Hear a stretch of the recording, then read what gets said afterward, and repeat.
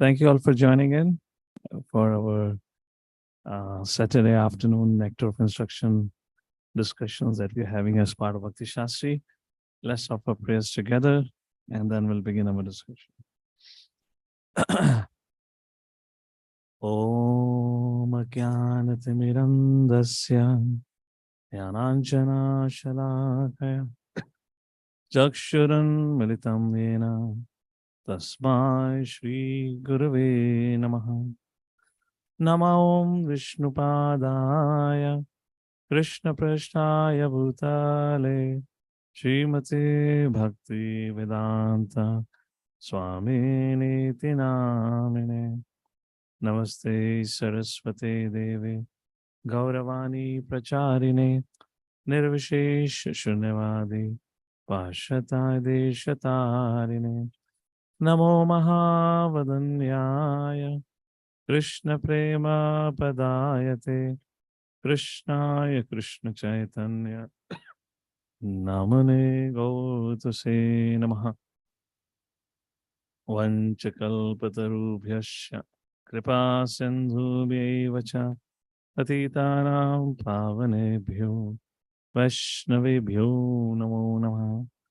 Hey Krishna Karuna Sindhu Dinabandhu Jagatpate Gopesh Gopika Kanta Radha Kanta Namostate Tapta Kanchana Gaurangi Radhe Vrindavaneshwari Vrishabhanu Sute Devi Pranamami Hari Priye.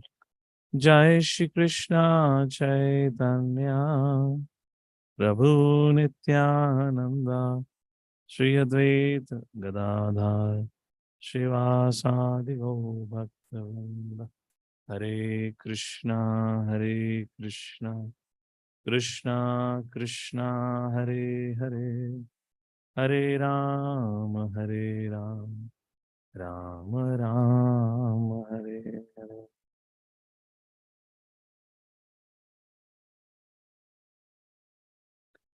Hare Krishna.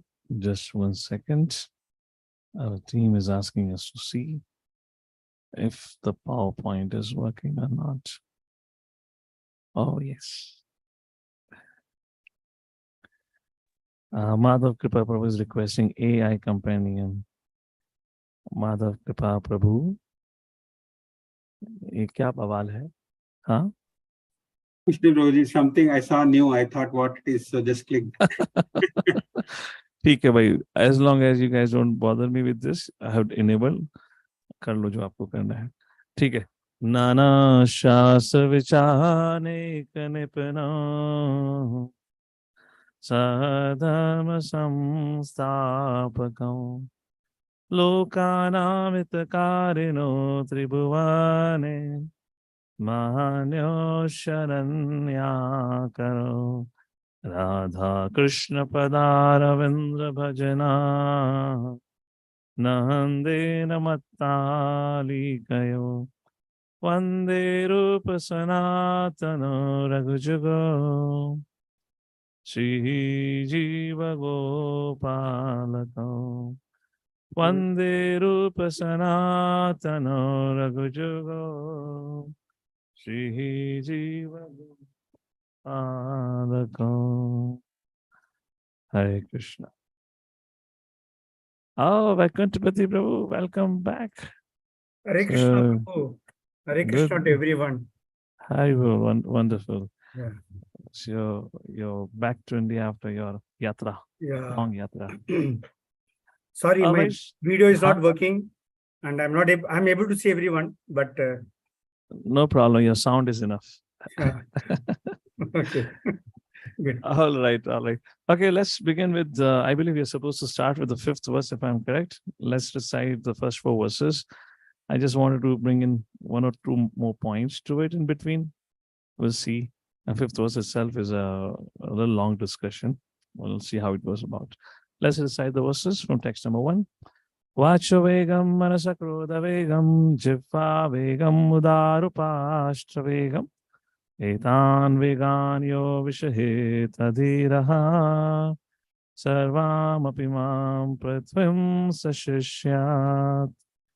Text number 2.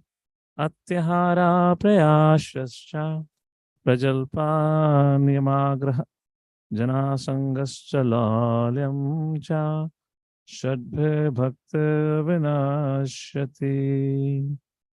Mantra 3, the 6 qualities to accept.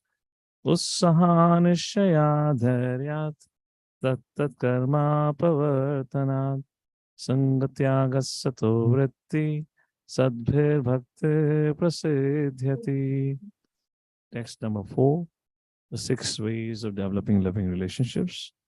Dadati pratigrahanati guhyam akhyati prachati Bhunkate bhojate chaiva shadvidham pritilakshanam. And today we're going to begin with the 5th verse. Before we get into it, can we do a quick recap? If we can just share 1 or 2 points from each of these verses. And I wanted to say something to 3rd verse for one particular word, dharyat. We'll do that. Maybe we can just hear from all of you. Anyone would like to share anything on the first verse? Vacha Vegam, Manasa Krodha Vegam. I guess for more or less every verse we gave some acronym or some formula, to memorize it, and it's, how to really make it function. Anyone remembers anything about the first verse? The 6 urges that need not be given up, that needs to be tolerated. It's not that you can something give up, but it needs to be tolerated. And one who tolerates these 6 urges becomes dhira. And the ability to tolerate these urges is called as dharyat. So that is what the 3rd verse talks about. Ussaha nishayat dharyat. So dharyat has 2 meanings. We'll come to it in a short while. Let's hear from all of you. We're about to go to the 5th verse. Anything about the first verse that you remember or you like to say? The 6 urges. I'd given a very simple formula how to deal with the gross senses and how to deal with the subtle senses or the subtle urges. Hare Krishna.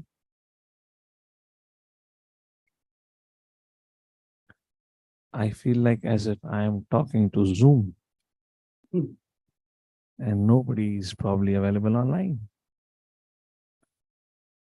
What about other devotees who have their cameras off? All right, Madan Sundar, your hand is up. Looks like our devotees are just warming up, getting ready for the class. Okay. Yes, Madan Sundar, please go ahead. Hare Krishna, Prabhuji.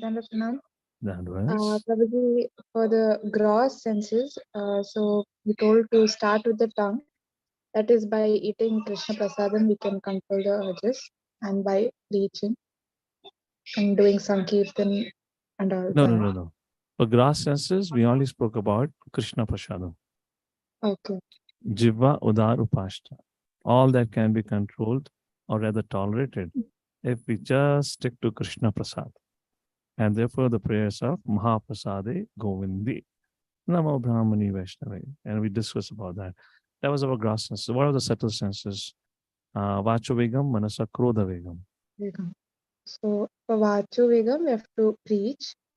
And for Manasa Vegam, we have, when we do preaching, then we have to contemplate on the topic that we're going to preach about. So that way our consciousness will be purified. Then Krodha Vegam, that is okay, that is also certain. All right. We said another point for Manasa Vegam. Very important point for Manasa Vegam. Madanjana, your hand is up. Responsibilities. Maidini? Preaching and taking responsibility. Taking responsibility. Then the mind as such is complicated, but is also easy. Mind needs something to munch on. And if we can give it a spiritual activity to munch on, then it will automatically withdraw itself from the mundane affairs. All right, that was the thing. Thank you for that. I will come back to your Krodha where you halted a little bit. We'll come back to it in a while. All right, text number 2. The 6 bad qualities that needs to be given up. First was talks about tolerating. Second was talks about giving up. ati ahar, prayash, prajalpa, niyam agraha, niyamagraha, janasangas, lolyam cha. Anything on that? If anyone remembers? So we spoke about Anukulasya Krishnanu Shilanam Bhakti on that particular point where we accept what is favorable for devotional service and reject what is unfavorable. Okay, okay. Okay, anything else?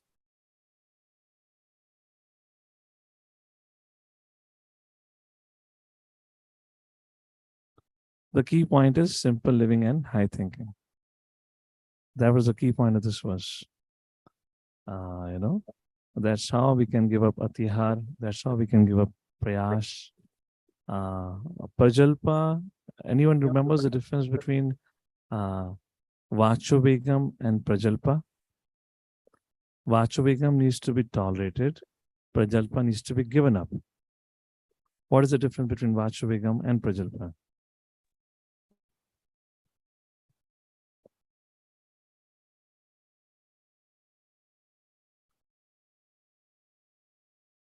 We have discussed all of these. May I propose?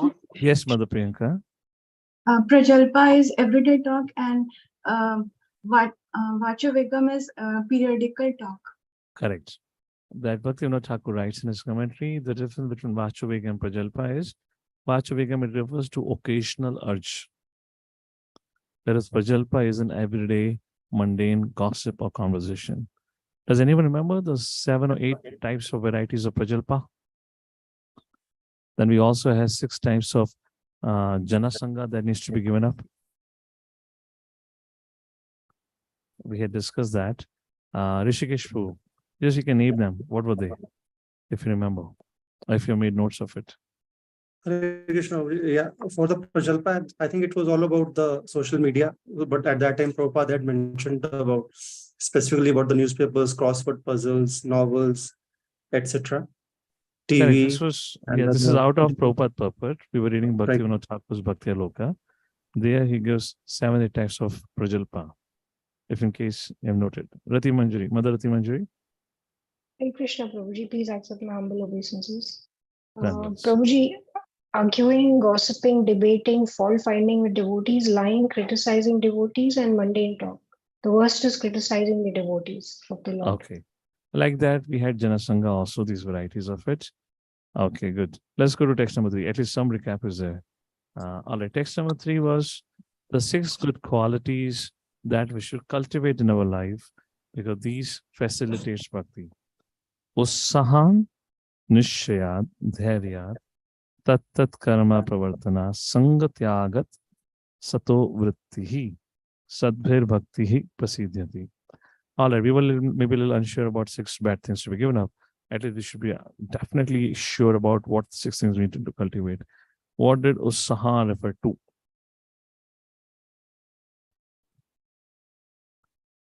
What does Ussaha means? What does Nishayat means? What does Dhairyat means? Mother Kishori Rani. Utsaha is enthusiasm. Yeah, that's okay. We discuss more than enthusiasm. That's true. You just translated the Sanskrit to English. Hare Krishna Prabhu. Utsaha means action and intelligence with full enthusiasm. Yes. That's thank you. You picked it up right from Prabhupada purport. That's the correct definition. Okay, thank you. Nishayad. What does Nishayad refers to?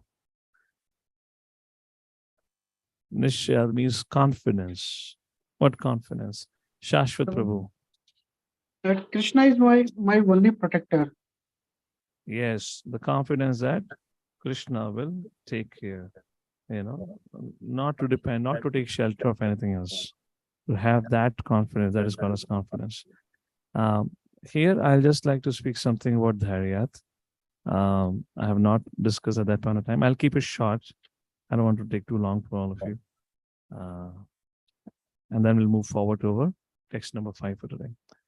Dhairya or Dhairyat, Bhaktivinoda Ṭhākura describes as 2 meanings. First meaning of word Dhairyat is intelligence, and fortitude or fortitude. So the qualities of dhairya, or the quality of dhairya, one who has quality of dhairya is known as dhira. And who is said to be dhira? The one who can tolerate the 6 urges, which are given in the first verse.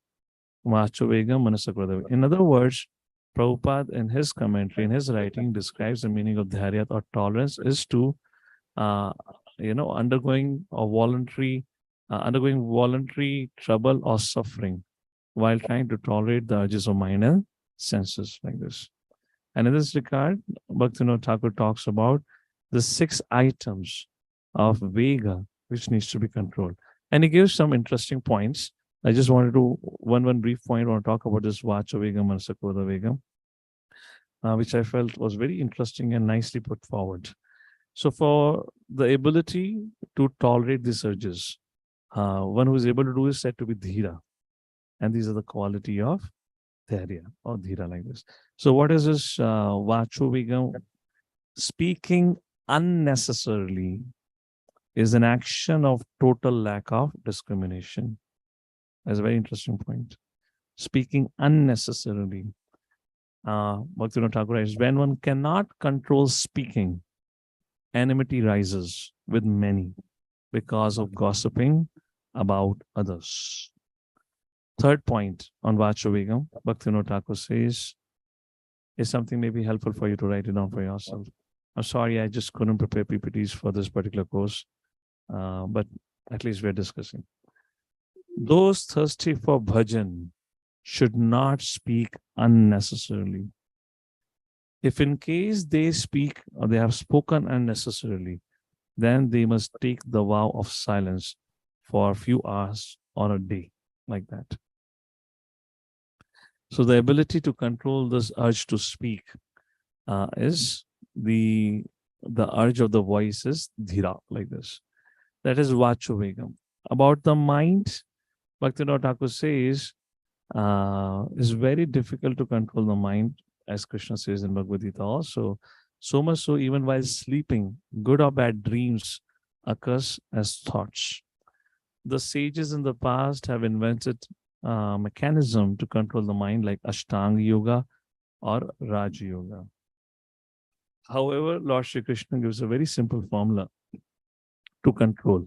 Param Drishtva Nivartate. If you can cultivate the higher taste, the lower taste automatically would go away. In other words, the mind cannot remain without an urge. If one can urge towards spiritual matters, it can simultaneously maintain the function of the mind and purify the mind. This is the point for which I was addressing responsibility. All of us should have some service, which our mind is thinking about how to do it, how to excel in it, how to improve it. And that's how we develop purification of the mind.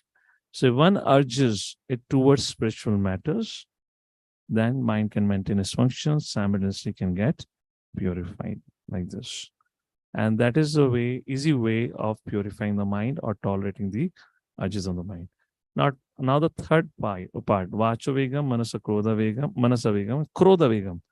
What to do about anger? Very beautiful point, Bhaktivinoda Ṭhākura writes. I kind of missed it that time, so I just wanted to bring it here. That's the reason maybe Maidani was also a little confused. So, Krodha Vegam, what does Bhaktivinoda Ṭhākura says? Bhaktivinoda Ṭhākura says, quotes, Krishna Bhakta Nishkama Ata Eva Shanta Bhukti Mukti Siddhi Kami Sakala Ashanta. So anger, we read about in the first verse, anger from Bhakti Siddhanta Saraswati Thakur's commentary also. The main cause of anger is excessive attachment or failure of our desires. In other words, frustration that arises because of failure of fulfillment of desire that leads to anger. So here Bhaktivinoda Ṭhākura says, as long as we have the desire for bhukti, mukti, and siddhi, until that point of time, sakala ashanta will remain always dissatisfied. However, Krishna Bhakta Nishkama, He does not have any fruitive desires, therefore is always Shanta. So this quality of anger or this urge of anger can only be tolerated or can only be rectified or dealt when a person moves from Kamya Bhakti towards Shuddha Bhakti. Kamya Bhakti means we perform Bhakti, but we have our own motivations, desires to be fulfilled like this. And for that, I will not be doing it now, but I will highly recommend all of you. Bhaktivinoda Ṭhākura quotes Bhikshu Gita, which is actually a subject matter of 11th canto. There he quotes this. I can give you the verses. 11th canto, chapter number 23, 33 verse onwards. Is a story which is known as Bhikshu Gita. I'll just give you a summary of it. As a mendicant, monk or a beggar in that way, who's wandering through and who gets heavily criticized, tormented by the public at large, and how he takes shelter of the Lord and rises above his lower propensities. That is described. In other words, Bhaktivinoda Ṭhākura quotes the Bhikshu Gita here to say that there is no path of yoga as successful and as easy as Bhakti Yoga. When one takes shelter of the Lord, he is able to rise above this urges of the tongue, of the mind, and of the anger. Like this. And for the tongue, I have already spoken, is the same thing. Tongue, belly, genitals, main subject matter is eating only Krishna Prasad. And in that, Bhakti Siddhanta Thakur quotes Chaitanya Charitamrita, saying that not eating Krishna Prasadam, but eating simple Krishna Prasad. Here, I may quote, if in case any of our admins can project a screen, reading from Antilila 6th chapter, verses 225 to 227. Chaitanya Mahaprabhu speaks about Jivvaha Vegam, and he says, Vairagi hana kare jivvara lalasa paramartha yaya ara haye rasera vasha Vairagi rakratya sada nama sankirtana shakpatra fal mule udara bharana jivara lalase iti uti dhaya Shishnodara parayana Krishna nahi paya. If a renunciate is eager for his tongue to taste different foods, his spiritual life will be lost and he will be subservient to the taste of his tongue. The duty of a person who renounces orders to chant Hare Krishna mantra always should satisfy his belly with whatever vegetables, leaves, fruits, and roots available. One who is subservient to the tongue and who thus goes here and there devoted to the genitals and the belly cannot attain Krishna. To conclude, subduing these 6 urges is called as Dharya. And one who is able to do it is called as Dhira. There was a point over here. Utsaha Nishya Dharya. Tatta Karma Pravartana is to follow the 5 most potent principles of Bhakti. Sangatyaga Satovritti. Satovritti means to follow the predecessor acharyas. All right, that was a point. Moving to the text 4. We discussed about 6 loving exchanges. We gave a formula called as care. C for giving charity and accepting charity. That is dadati pratigranati. A for accepting and giving prasadam. That is bhunkate bhojate cheva.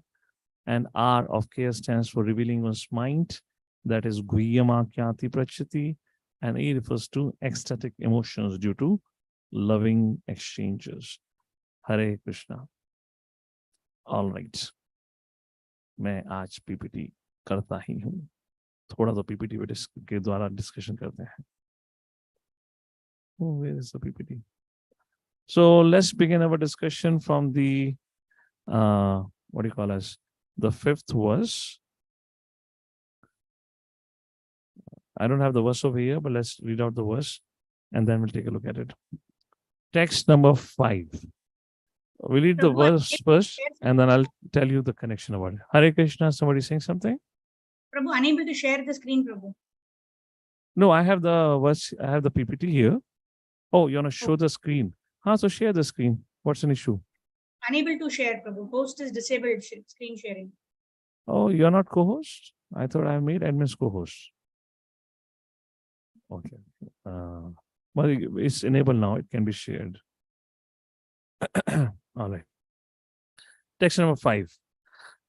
Krishneti yasya giritam manasadriyeta dikshasti chit pranitibhischa bhajantamisham susrushaya bhajana vijnanam ananyamanya nandati shunya hridam psita sangalabdya. Hare Krishna. So, in the text 4, Srila Rupa Gosvami spoke about the ways we can develop loving relationship. The 6 ways of developing loving relationship. Now the question arises, as we concluded last time on text 4, whom do we, kind of build this relationship on through basis of 6 loving actions? For that, Srila Rupa Gosvami now speaks the 5th verse. 2 things he's kind of speaking here. The first thing is, what kind of Vaishnavas, I just lost my screen. Yeah. What kind of Vaishnavas should be selected for this relationship, which is described in 4th verse. And second is how Vaishnavas should be served. So let's take a look at word meaning here. Krishneti. Okay, reading the word-to-word translation and purport by His Divine Grace A.C. Bhaktivinoda Ṭhākura Śrīla Prabhupada ki Jai. Krishna, the holy name of Lord Krishna. Iti, thus, yasya, of whom, giri, and the words of speech, tam, him, manasa, by the mind, adriyeta, one must honor. Which means one who chants the holy name must be offered respect within the mind. Next, that's the first category of bhakta. Diksha, initiation. Asti, there is. Chit, if. Pranatibihi, by obeisances. Cha, also. Bhajantam, engaged in devotional service. Isham, unto the Supreme Personality of Godhead. Susrushaya, by practical service. Bhajana Vijnanam, one who is advanced in devotional service. Ananyam, without deviation. So the second line talks about one should be offered as humble obeisances, one who is practically engaged in devotional service, and one who has been initiated. Now from Ananyamanya, the 3rd category of devotee has been described. Ananyam, without deviation. Anyanandadi, of blasphemy of others. Shunya, completely devoid. Hidam, whose heart. Ipsita, desirable. Sangha, association. Labdaya, by gaining. Translation. One should mentally honor the devotee who chants the holy name of Krishna. One should offer humble obeisances to the devotee who has undergone spiritual initiation, Diksha, and is engaged in worshipping the deity. One should associate with and faithfully serve that pure devotee who is advanced in undeviated devotional service and whose heart is completely devoid of the propensity to criticize others. Hare Krishna. So we'll go through the presentation first, and then we'll take a look at the purport here. So the purport largely talks about 3 categories of devotees who we know as Kanishtadhikari, Madhyamadhikari, Uttamadhikari. Their symptoms, their qualities or qualifications, that all is described. The subject matter of Diksha has been addressed in this verse by Śrīla Prabhupada categorically like this. And Prabhupada concludes his purport with a very interesting way. He talks about the devotee should also know his own position should not try to imitate a devotee situated on a higher platform. And one should not become a spiritual master unless he had attained the platform of Uttama Adhikari. And to conclude, a disciple should be careful to accept an Uttama Adhikari as a spiritual master. The reason I kind of highlighted this 3-4 points, which is at the end of the purport, many times question is asked, how do I know who is my spiritual master? How do I know who is qualified to be spiritual master? So that subject matter is also taken in this verse. And how do we relate with different categories of devotees? That is also seen. So let's take a look at it. So Prabhupada have not explicitly mentioned, but Prabhupada have discussed about it. So the Kanishta Adhikaris are of two types. One is Prakrit Sahajya and another is Prakrita Bhakta, which means materialistic devotee. What is Prakrita Sahajya? Prabhupada writes in the purport. These are some points here. The Prakrita Sahajyas generally chant the Hare Krishna Mahamantra, yet they are attached to woman, money, and intoxication. Although such person may chant the holy name of the Lord, they are not yet properly purified. Such people should be respected within one's mind, but their association should be avoided. So those who have Kantimala, those who have Talak, those who are chanting the holy names of the Lord, and we kind of know of it, they're still kind of quite attracted or attached to the worldly things. So we offer respect, but from a distance. That's the first point here. Then there is another category of Kanishta Adhikari that is called as Prakrita Bhakta, materialistic devotee. Śrīla Prabhupada writes, the Kanishta Adhikari is a neophyte who has received the Harinam initiation from the spiritual master and is trying to chant the holy name of Krishna. One should respect such a person within his mind as a Kanishta Vaishnava. So, okay, a person who is very faithfully engaged in the worship of the deity in the temple, but who does not know how to behave toward devotees or people in general is called as Prakrita Bhakta or Kanishta Adhikari. He may have received Diksha, he may have got initiation, but still doesn't know how to respect or deal with Vaishnavas, who largely identifies only with the deities, whose faith and knowledge both is very feeble or pliable. That is said to be a Kanishta Adhikari. Those who are innocent but simply carried away by bad association should be shown favor if they are eager to receive proper instructions from pure devotee. Like this, the different points Prabhupada mentions about a Kanishta Adhikari. All right. Then we have further things. But those neophyte devotees who are initiated by the spiritual master and are engaged in carrying out the orders of the spiritual master, but those neophyte devotees are actually initiated by the bona fide and are seriously engaged in carrying out the orders of the spiritual master, in other words, they graduate to Madhyama Adhikari. But before that, there is another category of Kanishta Adhikari, which is this two statements are indicating.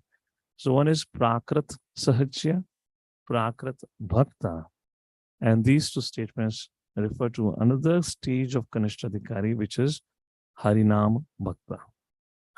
But those devotees who are actually initiated by the bona fide spiritual master and are seriously engaged in carrying out the orders of spiritual master should be offered respectful obeisances.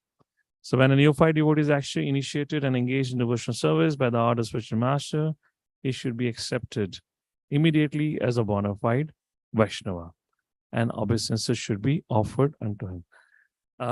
Why I'm kind of discussing on this subject matter at this point of time, because if you look at the verse says one who's chanting but who's not initiated should be only offer mental obeisances or respect.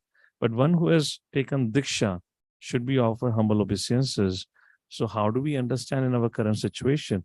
That's the reason these three categories are mentioned. Again, Prakrita Sahajya, those who chant but are attached to worldly life. Prakrita Bhakta, They have taken to Krishna consciousness, they are chanting also. They do not know how to respect devotees. Their attraction is only towards the deity. And then there is Harinam Bhakta, one who has taken to initiation, who is in fact seriously engaged also. Such a devotee is still a Kanishta Adhikari. Such a devotee is still a Kanishta, not by default becomes Madhyama Adhikari. The difference between Kanishta, Madhyama, Uttama Adhikari is in the quality of their faith and knowledge. So that's the point.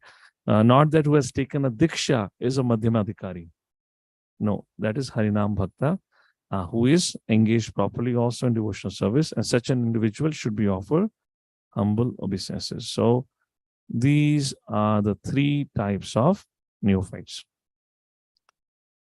I've already discussed. So, Prakrit Sahajya, attached to woman, money, intoxication. Prakrita Bhakta follows 4 negative principles, however, only serves Guru and Krishna, and feels he or she is the best disciple. So such a person should be respected within his mind and can be shown favor. First person, we should maintain distance. Harinam Bhakta follows 4 agreements, serves Vaishnavas, Guru, and Krishna, should be offered respectful obeisances through mind, words, and body. And this is a stage from where he transits to a Madhyama Adhikari stage. This is about Kanishta Adhikari. So 4 things: they worship, their behavior, neophyte, which means they find various reasons to fight, and pliable faith, they can be easily convinced to a worldly consciousness. The transition of Harinam Bhakta to Madhyama Adhikari. Hare Krishna. Are you all getting what I'm saying here? Before getting into the purport, I'm kind of giving an introduction here. Is it making sense? Or anyone needs some clarification? Or else just here go through with this. Then when we come to the purpose, maybe it will help you that time. Fine? Because these are the things which are oftenly asked in the class, which we are just taking up right in the beginning. Harinam Bhakta's transition to Madhyama Adhikari. But those neophyte devotees are actually initiated by the bona fide spiritual master, seriously engaged, should be offered respectful obeisances. This is the situation of Harinam Bhakta. So what is a Madhyama Adhikari? Hare Krishna. Yeah, moving. A Madhyama Adhikari has received spiritual initiation from the spiritual master, has been fully engaged by him in the transcendental loving service of the Lord. And the qualities of Madhyama Adhikari is a devotee who worships the Supreme Personality of God as the highest object of love. He has no doubt about it. He is firmly fixed on his Sambandha Gyan. He may not have complete knowledge like Uttama Adhikari, but his faith cannot be shaken up here. Whereas in the neophyte stage, the faith can be shaken up. So what we discussed about Kanishta Adhikari, there were 3 stages: Prakrita Sahajya, Prakrita Bhakta, and Harinam Bhakta.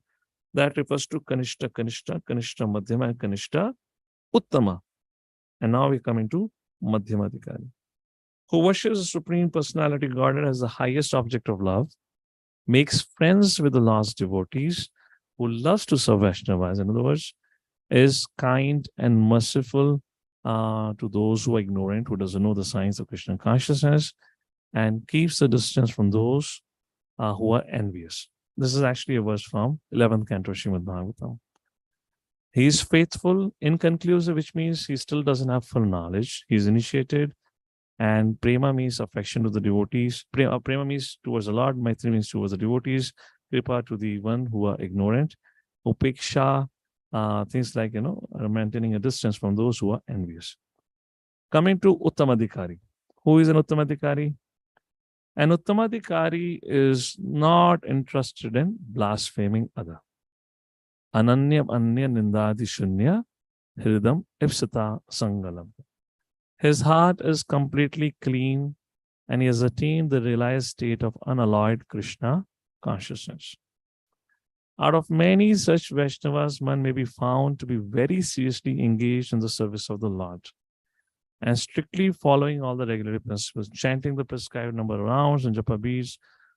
Another very important thing, always thinking of how to expand the Krishna consciousness movement. Such a Vaishnava should be accepted as an Uttama Adhikari, a highly advanced devotee, and association should always be sought. Prabhupada gives another qualification for Uttamadhikari. And Uttamadhikari Vaishnava can be recognized by his ability to convert many fallen souls to Vaishnavism.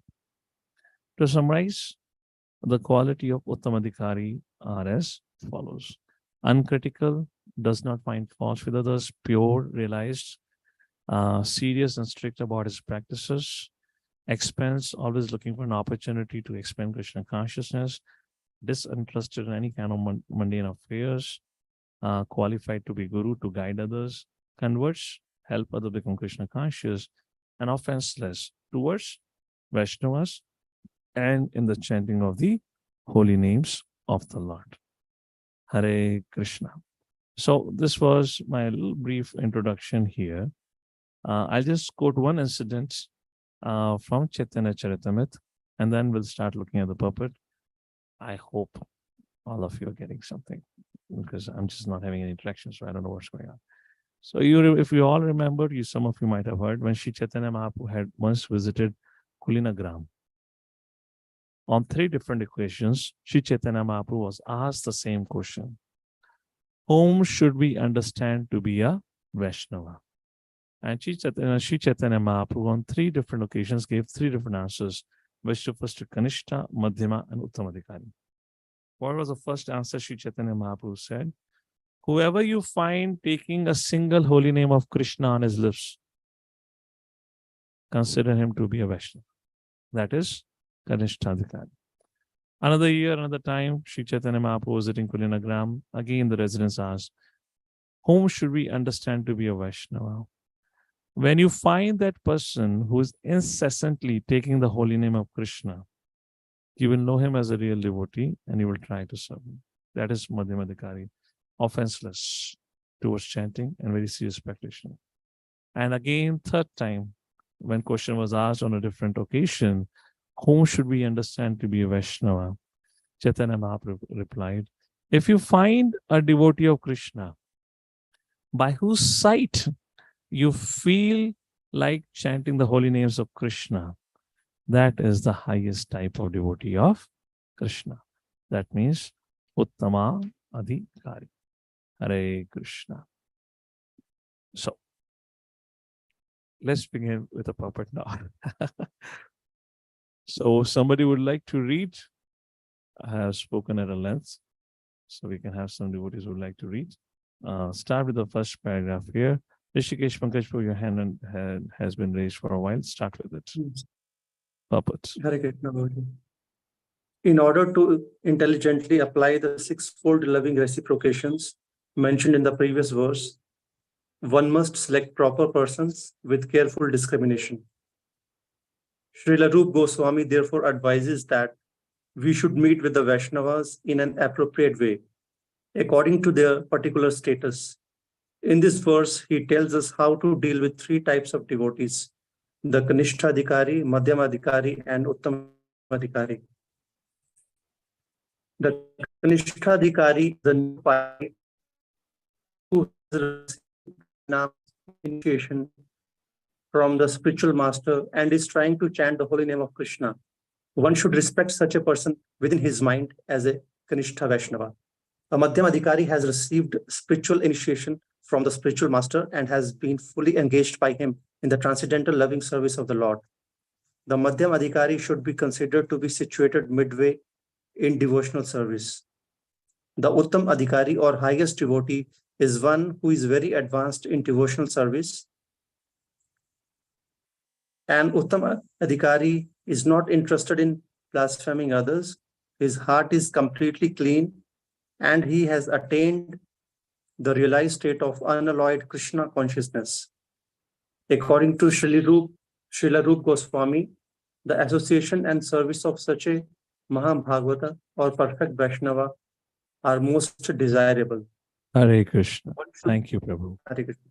We can have Mother Kishori Rani. So in the first paragraph, Prabhupada talked about 3 categories and briefly discussed about their qualities or characteristics. All right, Mother Kishori Rani, continue. Next paragraph. About Kanishtadhikari.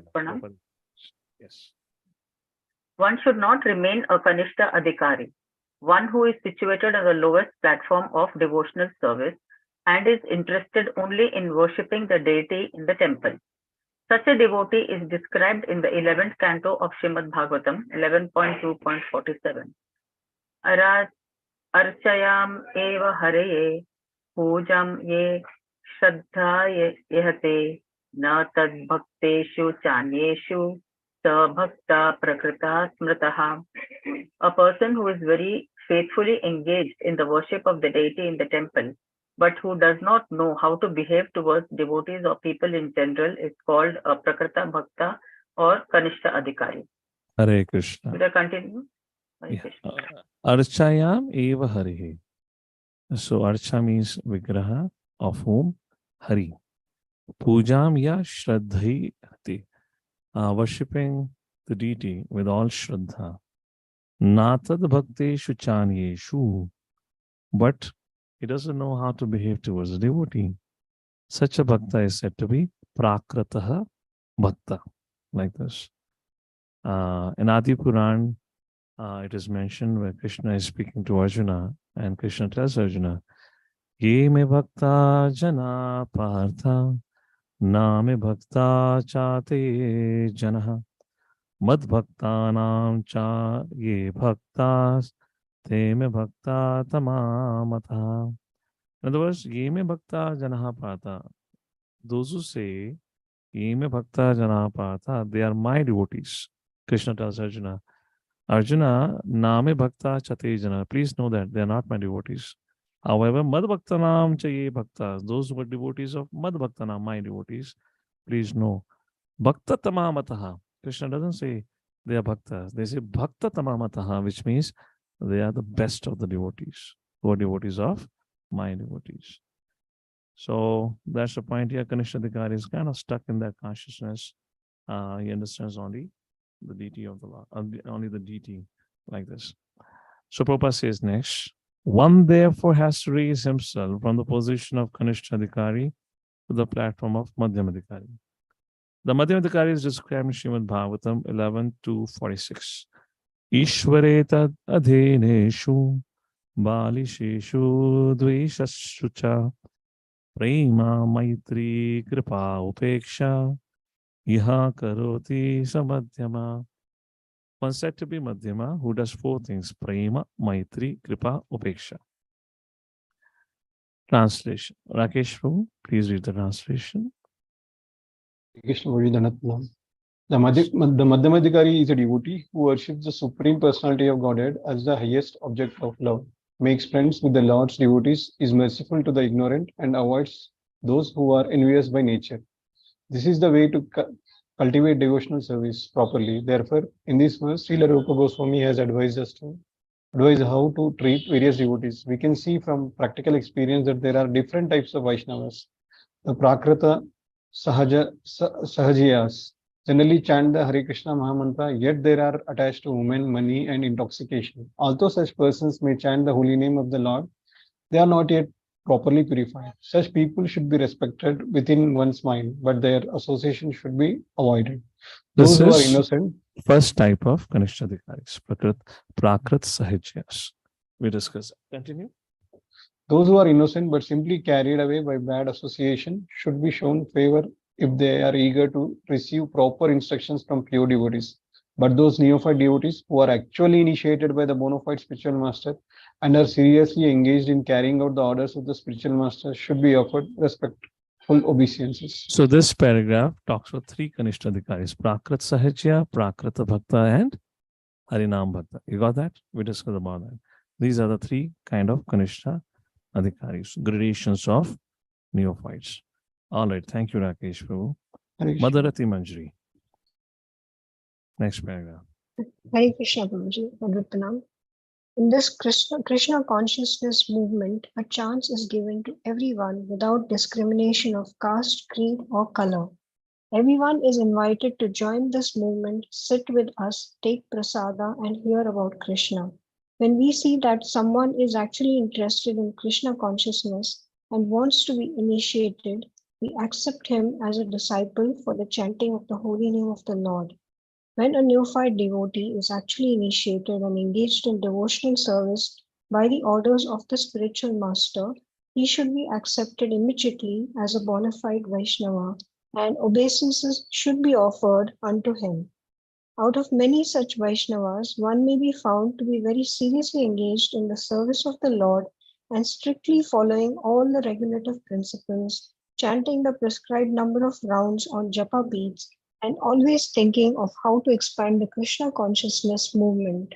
Such a Vaishnava should be accepted as an Uttama Adhikari, a highly advanced devotee, and his association should always be sought. Thank you very much. Hare Krishna.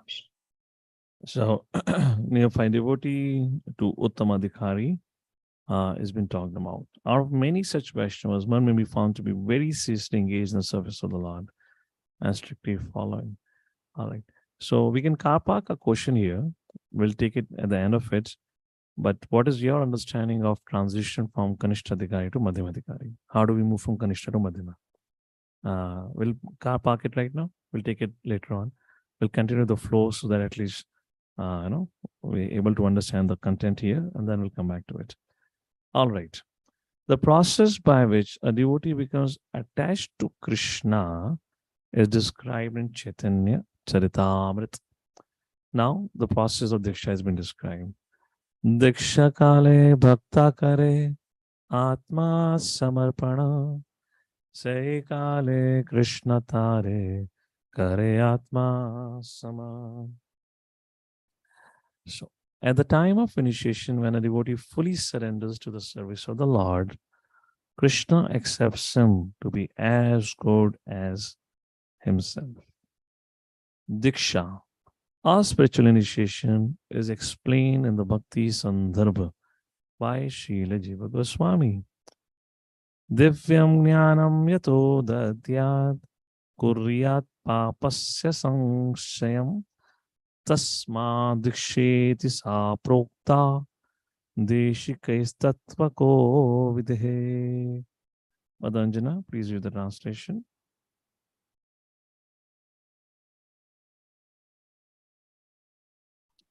Hare Krishna Prabhuji, then yes. By Diksha, one gradually becomes disinterested in material enjoyment and gradually becomes interested in spiritual life.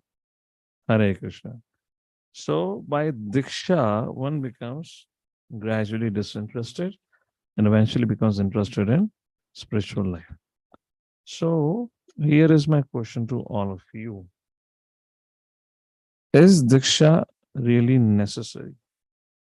Can you give me some examples from the scriptures where there was no Diksha, yet they went back home, back to Godhead?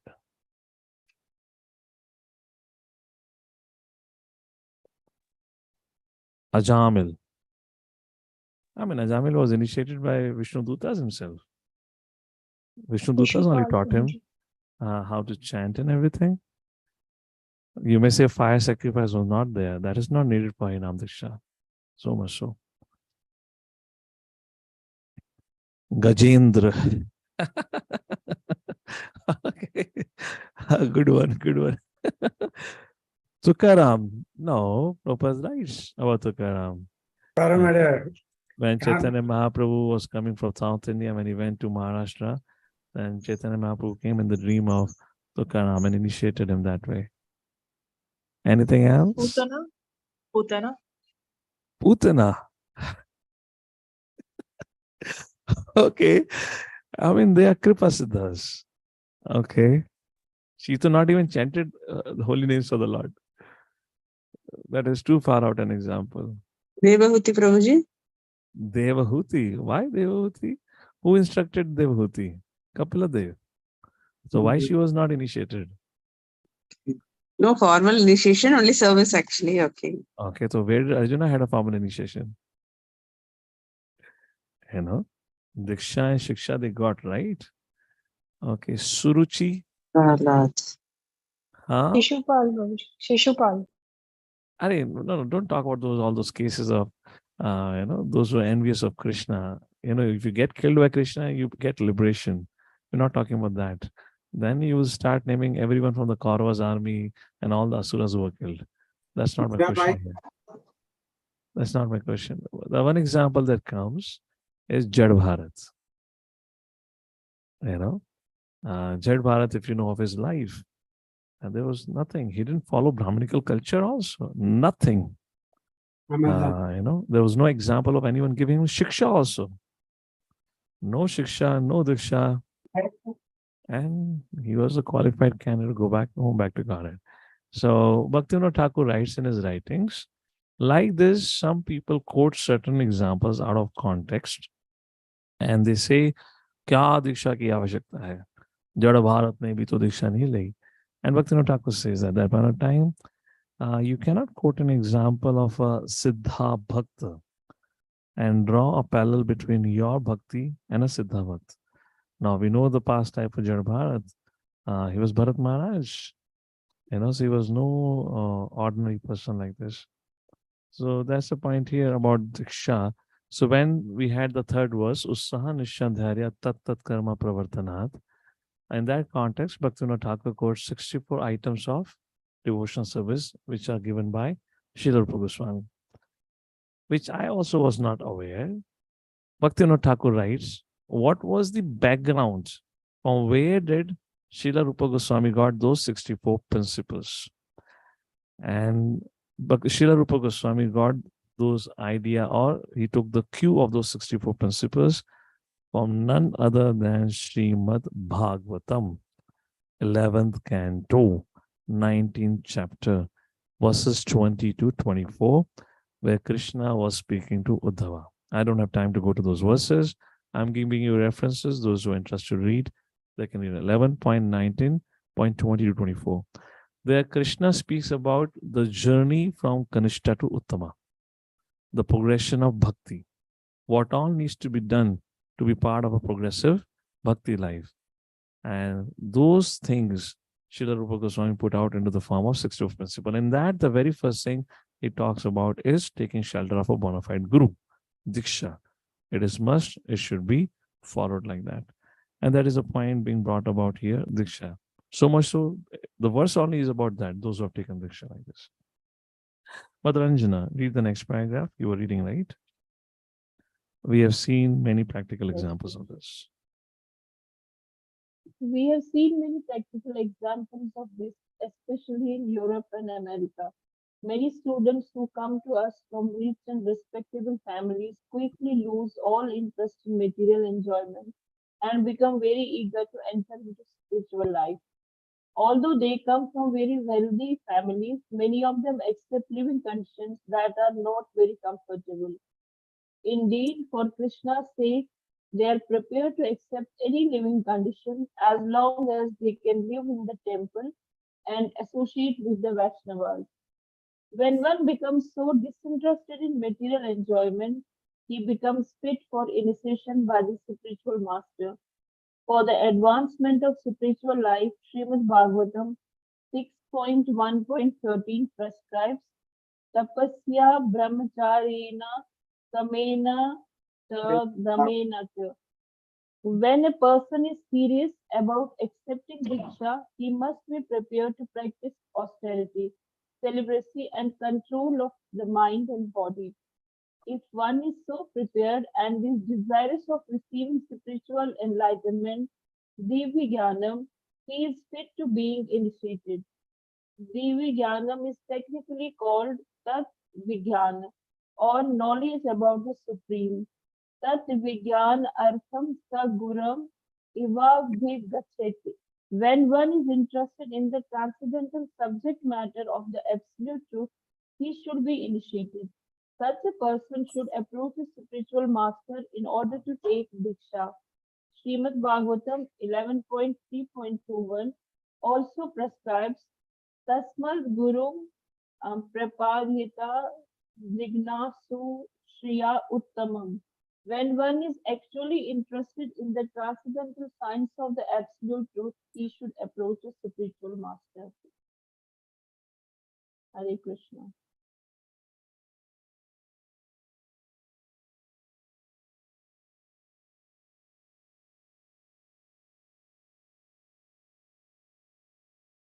Prabhuji, you're on mute. We can't hear you. We can't hear you, Prabhuji.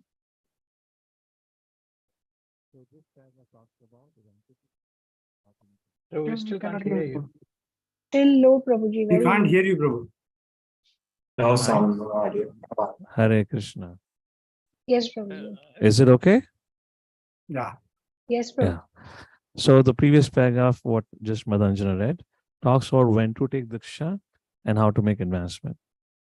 In the follow paragraph, now Prabhupada says when one should not accept a spiritual master, or in what situation one should accept a spiritual master. Either way. Shashwat Prabhu, go ahead. Hare Krishna, Prabhu. One should not accept a spiritual master without following his instruction. Nor should one accept a spiritual master just to make a fashionable show of spiritual life. One must be jijnashu, very much inquisitive to learn from a bona fide spiritual master. The inquiries one makes should strictly pertain to transcendental science. Jijnasu Shreya Uttamam. The word Uttamam refers to that which is above the material knowledge. Tama means the darkness of this material world, and Ut means transcendental. Generally, people are very interested in inquiring about mundane subject matters, but when one has lost such interest and is simply interested in transcendental subject matters, he is quite fit for being initiated. When one is actually initiated by the bona fide spiritual master, and when he seriously engages in the service of the Lord, he should be accepted as a Madhyama Adhikari. Hare Krishna. So if you look at the flow of discussion of the purport, it begins with talking about three types of Vaishnavas, Kanishta, Madhyama, Uttama. After describing that, about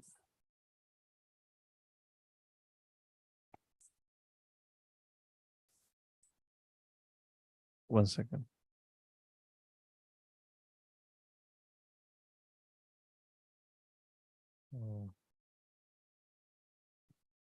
After describing these three categories of devotees, then Prabhupada talks about Diksha. And we saw that. And now Prabhupada is going to talk about chanting. Any clue why Prabhupada suddenly brought about the subject matter of Diksha? We just finished reading about Diksha, right? Then why did Prabhupada just suddenly brought about Diksha here? Discussion. The idea is, if you want to make advancement in Krishna consciousness, Prabhupada writes before beginning the discussion on Diksha, the process by which a devotee becomes attached to Krishna as a process of Diksha, becoming committed, taking serious commitments. That's what it is. That is first thing, how to make a progress. One is accepting the process of Diksha first. What is the second way of making a progress from Kanishta to Madhyama to Uttama is the subject matter of chanting, attentive chanting.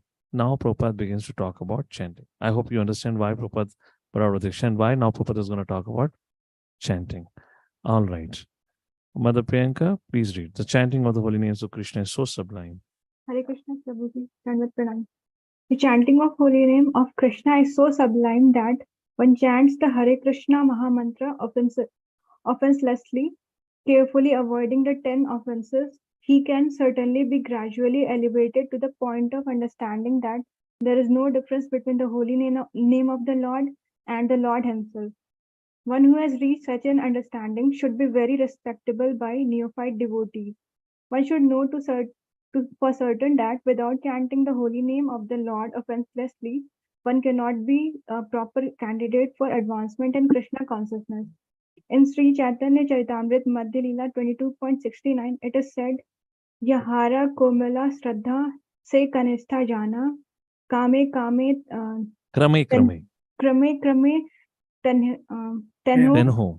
Tenho Bhakte Haibe Uttama.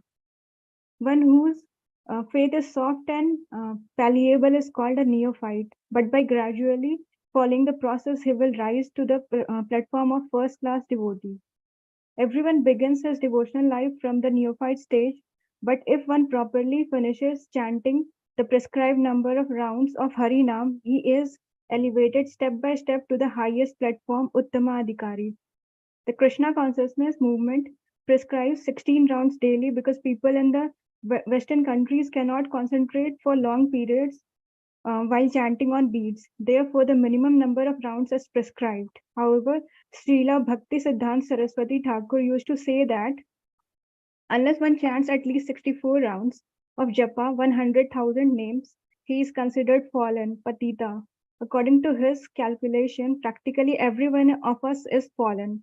But because we are trying to serve the Supreme Lord with all seriousness and without duplicity, we can expect the mercy of Lord Sri Chaitanya Mahaprabhu, who is famous as Patita Pavana, the deliverer of the fallen. Hare Krishna. So how to make progress? One is to take to the process of Diksha. Again, how to make progress is to take to the offenseless chanting of the holy names of the Lord. So with that, we'll pause here, go for a 10-minute break, and then we'll resume our discussion, which I quoted in the beginning, where the residents of Kurinagram asking Sri Chaitanya Mahaprabhu, who is a Vaishnava? That conversation is quoted here by Śrīla Prabhupada in his purport. And then again, the discussion will come about. So two parts of the purport have been covered. Let me just simplify for you. First part of discussion, who is this Kanishta, Madhyama, Uttamadhikari? What are these three categories? Then, how do we make advancement? What is the process of getting attached to Krishna? First, Diksha. Second is offenses chanting. Now, Prabhupada is going to quote a conversation with Chaitanya Mahaprabhu, who is a Vaishnava, as we discussed before. That would come. And then again, the classification between Kanishta, Madhyama, Uttama will come based on the 11th canto Srimad Bhagavatam, where the classifying or distinguishing factor between all the three is their faith and their knowledge. And then again, at that point in time, we'll raise a question once more. How do we make process? How do we make progress in Krishna consciousness? That'll be taken at that point of time. Just to sum up the whole discussion here, why are we talking about this? If in case you're wondering what's going on, because in the fourth verse, it was said by Rupa Gosvami, Dadati Pratigranati Kriyamakyati Prachiti Bunkatevo Jatai Chayava Shadvidam Pritilakshanam. We should have a loving relationship. But with whom? With Vaishnavas. Which Vaishnava? Well, there are categories of Vaishnavas. So how do we serve them? How do we offer respect? For that, we need to understand the categories of Vaishnavas. Kanishta Adhikaris, Prabhupada discussed 3 levels of Kanishta Adhikaris: Kanishta Sahajya, Kanishta Bhakta, and Harinam Kanishta. And then Madhyama, Uttama.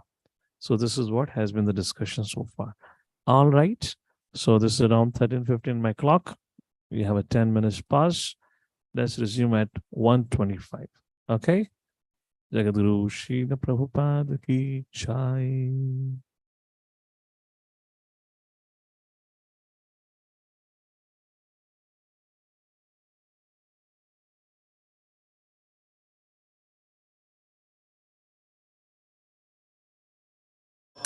Padakamalam Sri Guru Vaishnavangscha Sri Rupam Sagrajatam Sagana Raghunatanitam Sang Sajivam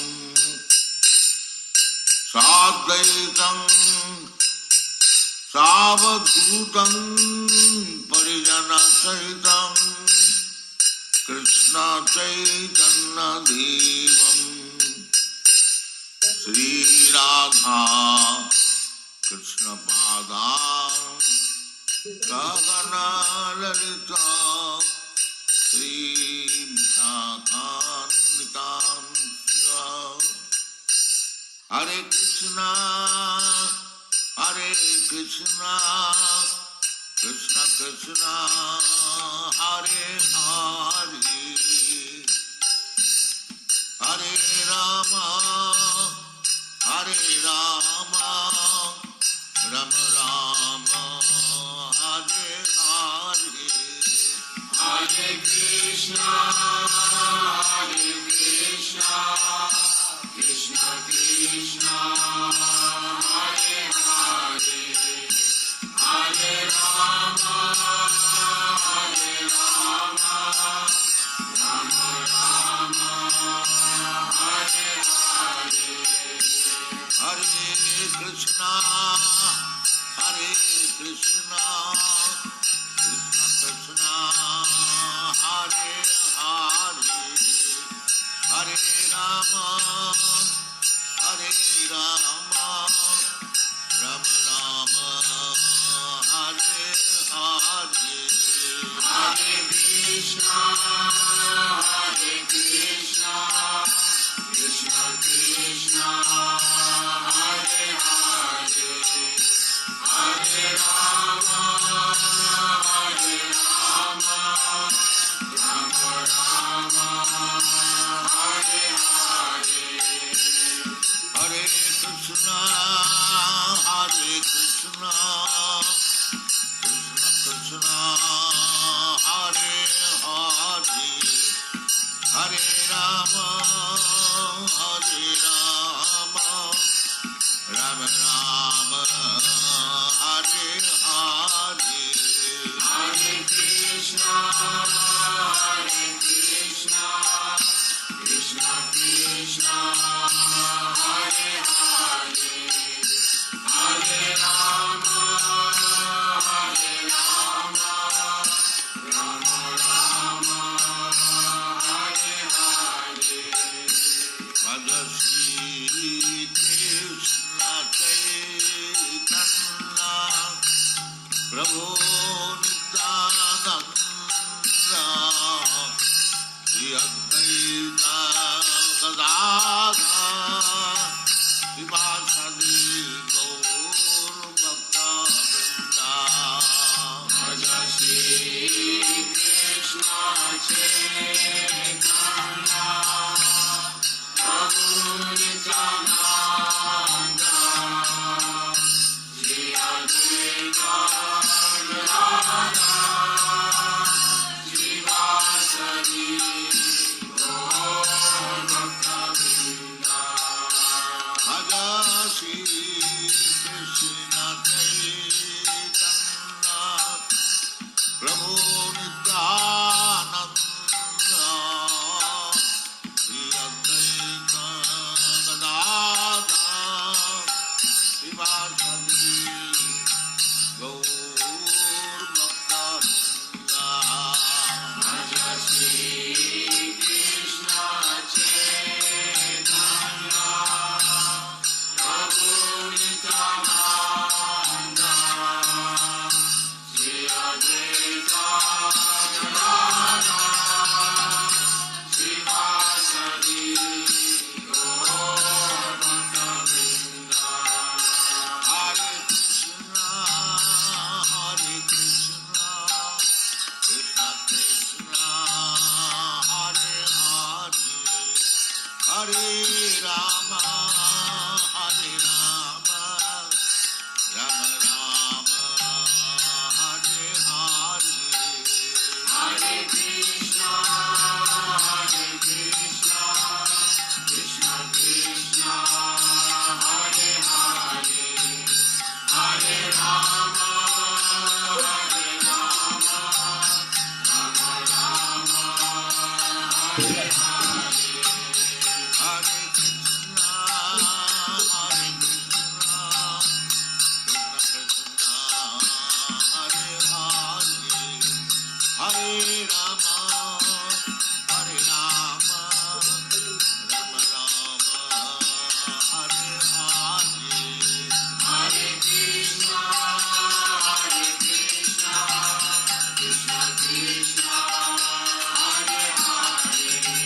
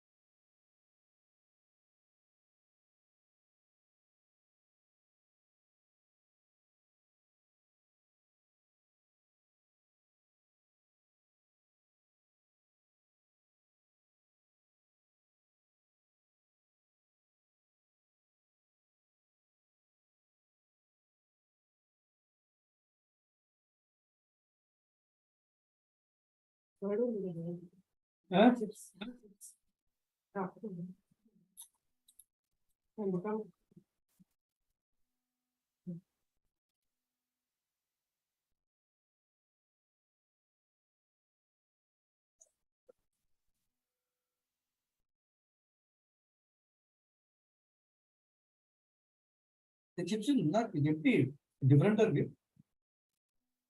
slightly right banana va modali panni ha nearly provoke the panni na modali pannadama sonala vel no சொன்னது குட்டா சொன்னதுனா அதான் கொஞ்சம் அதனால அவரும் பண்ணிட்டாங்க சொன்னதுனா அது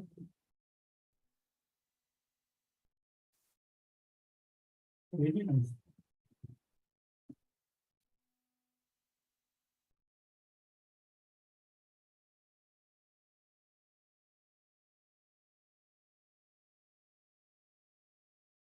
ரொம்ப ஜாஸ்தியா இருக்கு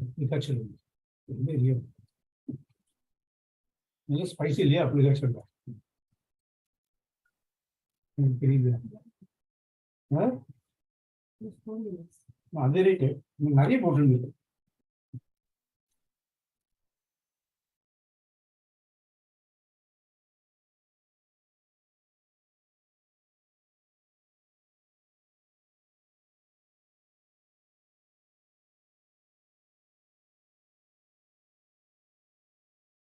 Really?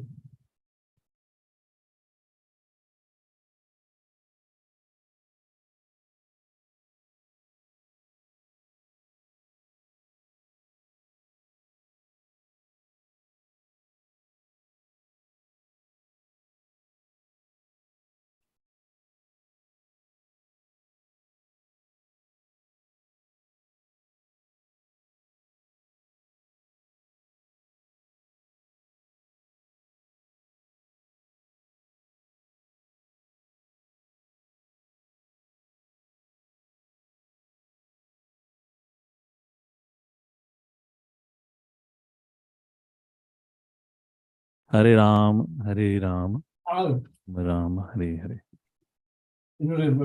All right. So, resuming our discussion, Mantra 5, Nectar of Instruction. Now, who is a Vaishnava? Question raised through Sri Chaitanya Mahaprabhu. When Srila Satyaraj Khan, a great devotee of Sri Chaitanya Mahaprabhu, asked the Lord how a Vaishnava could be recognized, the Lord replies, Prabhu kahe yanra mukhe shuni ekabara Krishna nama se pujya Shrishta sabakara. This is the third time. When he hears a person say even once the word Krishna, when he hears a person say even once the word Krishna, that person should be accepted as the best man out of the common group. Lord Chaitanya Mahaprabhu continue. Ata eva yanra mukhe eka Krishna nama Sarita Vaishnava kariha tanahara sammana. One who is interested in chanting the holy name of Krishna, or who by practice likes to chant Krishna's names, should be accepted as a Vaishnava and offer respects as such, at least within one's mind. Madhya Leela, 15th chapter, 111 verse. One of our friends, Prabhupada now going to quote George Harrison. One of our friends, a famous English musician, has become attracted to chanting the holy names of Krishna.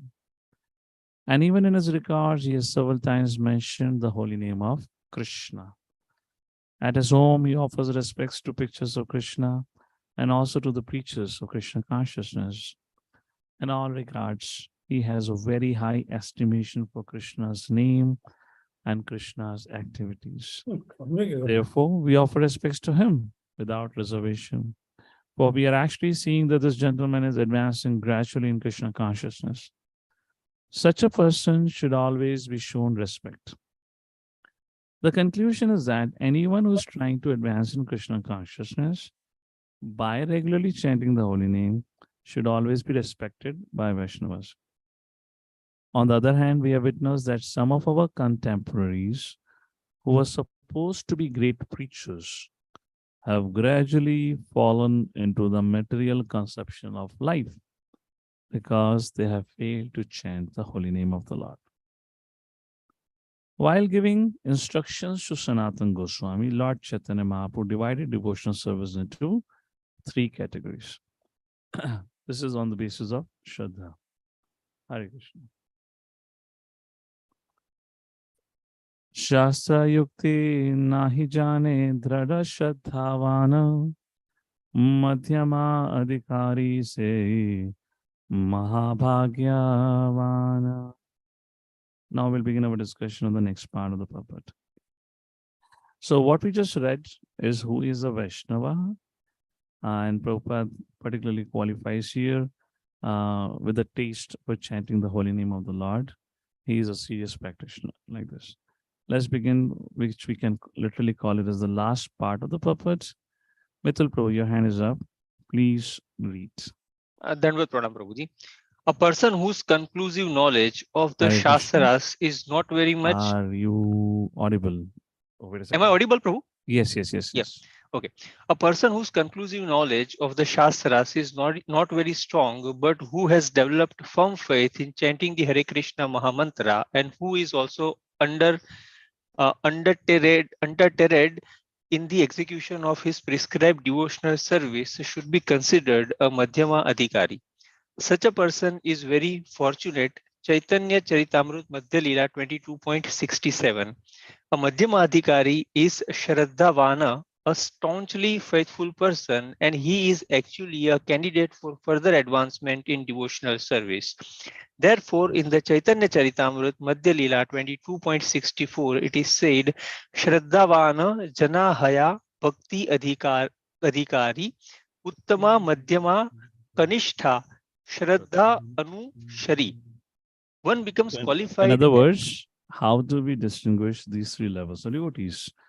And it is said, Shraddha Anusari, according to the level of faith. All right, go ahead. One becomes qualified as a devotee on the elementary platform, the intermediate platform, and the highest platform of devotional service according to the development of his Shraddha or faith. Again, in Chaitanya Charitamrita, Madhya Leela 22.62, it is said, All right. Shraddha. So, Shraddha is a qualifying factor. What is this faith? Is what is a discussion here. Shraddha Shabde Vishwasa Kahe Sudhreda Nishyaha Krishna Bhakti Kaile Sarva Karma Krita Haya. So we're going to read on the subject matter. Thank you, Mithil Prabhu. Let's have somebody else. Anyone else would like to read? Mother Leela Nandani. Go ahead. Hare Krishna, Prabhuji, Dandat Pranam.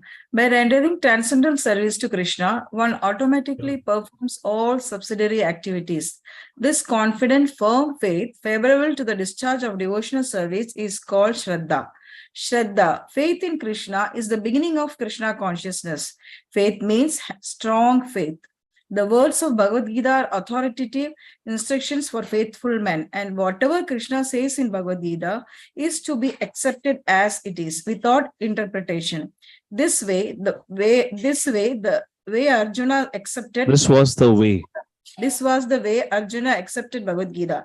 After hearing Bhagavad Gita, Arjuna told Krishna, Sarvam etadhirdam manye yanmam vadasi Keshava. Oh Krishna, I totally accept as truth all that you have told me. Bhagavad Gita 10.14. This is the Hare correct way Krishna. of understanding Bhagavad Gita. Hare So, Krishna. what is faith? By rendering transcendental service to Krishna, one automatically performs all subsidiary activities. In other words, except for Krishna consciousness, except for pleasing Krishna, nothing else is required to be done. That's the point here. Madhav Kripa Prabhu, continue. Yes, Prabhuji. This is the correct way of understanding Bhagavad Gita, and this is called Shraddha. It is not that one accepts a portion of Bhagavad Gita according to his own whimsical interpretations and then rejects another portion. This is not Shraddha. Shraddha means accepting the instructions of Bhagavad Gita in their totality, especially the last instruction, Sarva Dharman Parityajya Mamekam Sharanam Vraja. Abandon all varieties of religion and just surrender unto me. Bhagavad Gita 18.66. When one becomes completely faithful in regard to this instruction, one's strong faith becomes the basis for advancing in spiritual life. So when one becomes completely faithful in regard to this instruction, what is that? Taking shelter of Krishna. Sarvadharman Pritya Mamekam. Then one strong faith becomes the basis for advancing in spiritual life. So that is about Shraddha. And what is not Shraddha? Somebody who derives the meaning of Bhagavad Gita based on one's own whimsical understanding, or who accepts some part of Bhagavad Gita, rejects another part of Bhagavad Gita. That's not Shraddha. Now Prabhupada talks about faithful service. Mother Vasana, please read ahead. Hare Krishna, Prabhu, Dandat Pranams. When one fully engages in chanting the Hare Krishna Mahamantra, he gradually realizes his own spiritual identity.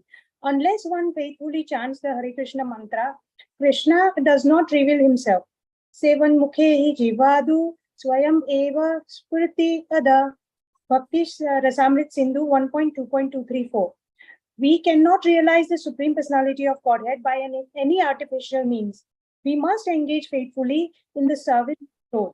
Such service begins with the tongue, Sevan Mukhehi Jivadu, which means that we should always chant the holy name of the Lord, except Krishna Prasad.